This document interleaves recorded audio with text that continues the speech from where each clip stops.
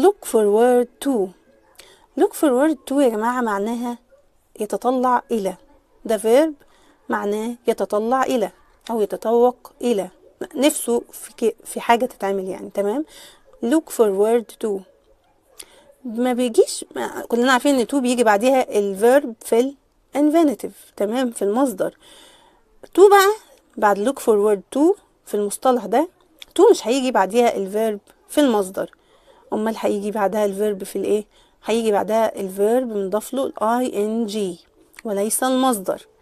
بعد to في look forward to مش في كل الكلام طبعا to بيجي بعدها الفيرب في المصدر احنا عارفين، لكن look forward to هيجي بعدها الفيرب في ing. تمام، عشان دي بتلخبط، فهي اكيد دي سؤال امتحان. تمام، ركزوا فيها بالله عليكم، ركزوا فيها جدا. يبقى هيجي بعدها يا الفيرب مضاف له ing يا اما